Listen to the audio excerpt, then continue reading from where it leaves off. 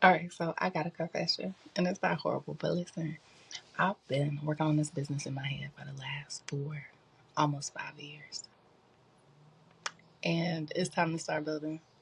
I got a jump start with this whole 30-day YouTube challenge, and I do feel like it's going well. At this point, I've been able to schedule or get to out and schedule the posts, so I'm feeling, excited about that. Hopefully, in the next, 14, 13 days that I have left, I'll get to schedule some more in advance. And my plan is maybe to start going live, do live for 30 days, and that'll help cut out with like transferring all the videos from Riverside. But yeah, the problem is I feel like I'm going to regret not starting sooner. And that's kind of fine because at least I'm doing it now. And if I'm being honest, I'm doing it now because I saw DoorDash. I literally have spent 5 figures, like the low fives, but 5 figures in the last 5 years on like coaching, business coaching, learning how to launch a product, learning how to email and text market, learning Facebook ads, just learning how to cut up reels and do Instagram easy, but mostly digital marketing. So my degree's in business with a concentration in marketing. I graduated in 2010, and pretty much all that stuff was old by minimum 2015. So when I left full time work in 2020, when my oldest son was about 8 or 9 months, I kind of had an idea. I always knew I wanted to have my own business, and I always knew that I wanted to teach financial literacy or education in some form. I just never really knew how.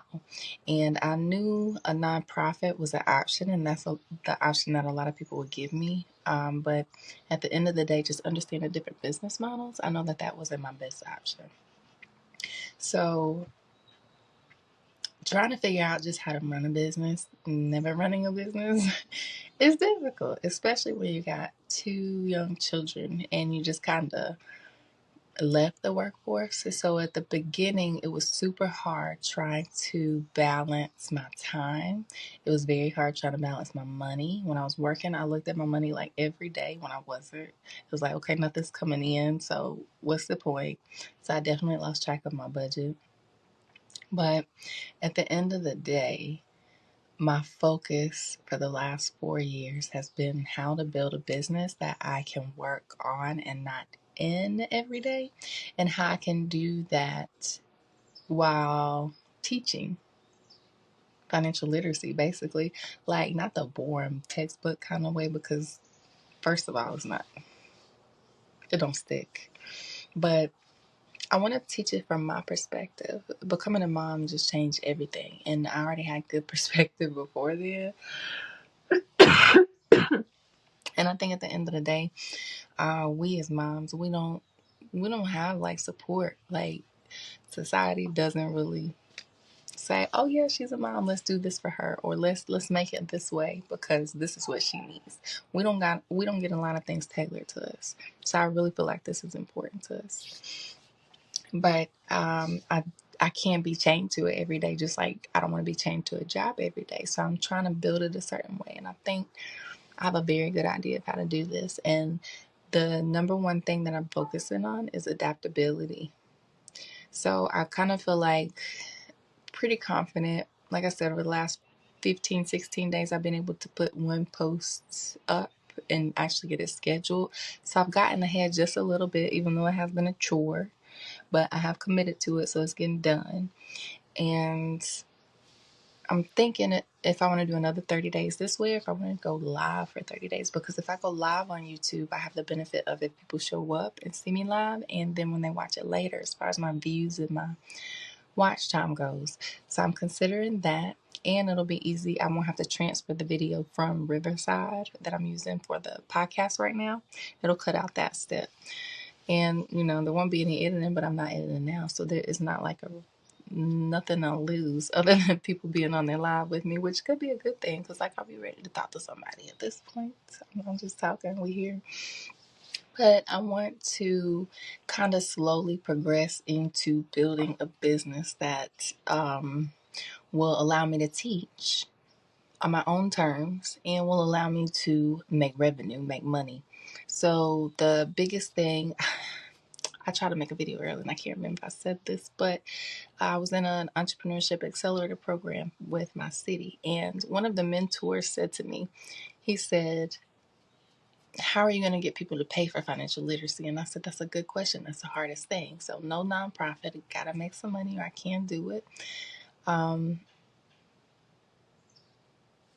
The thing about that is there's a lot of different ways to make money. I feel like if I can provide value and I'm here and I'm showing up, there is the possibilities to make money are endless with the internet at this point. So I definitely considering like merch, like luxury or comfortable basics for moms, you know, sweatpants, sweatsuits, sweatshirts, hoodies, long sleeve tees, maybe short sleeve tees and some shorts at some point. But just, you know, with some basic stuff that we gonna like. Like I'm gonna be wearing some of it, so don't worry, you'll see it before I start selling it. But I wanna do that. And I want to do some digital products. I probably do a planner at some point. I do want to do a spreadsheet for budgeting. I do want to do the podcast. Like I keep doing these videos and putting them on YouTube, but I actually haven't put them like on Spotify or Apple Podcasts or anything yet. So I need to get into that. I did learn how to deliver out like a digital product to multiple people without actually having to send everybody an email. I can do that with text as well. So that's probably how I'll start that. I'm going to do a challenge at some point. So I originally wanted to do like New Year, New Money for 2025, but I don't think I got the time to get to it. We'll see. But as far as like merch goes, I kind of submerged myself into that. So if I was going to start selling merch, I would start with a wholesaler in this country. And then I would have it printed in bulk. I bring my own product to the printer. Are you waking up? I don't think you know. Um, Bless you. But depending on the time of the years, depending on what merch I would start with, like I said, I'd start with a quick sample of exactly the product that I would be selling, and I'm going to start wearing it. And we'll see where that goes. So if that shoots off, I already have a plan for that to move. A digital product is pretty simple to create and to distribute. So I'll have one of those going soon. Once you guys actually start talking with me and leaving comments and asking me for things, let me know what you need. I think we'll do a challenge, some sort of challenge. I know right now I am missing. I'm not sure if I have it or not, if I need to locate it or if I actually need to register for it, but an SC retail license number. I don't know if I have that or not. So I'm working on that. It is almost the end of 2024. So if you do have an existing business,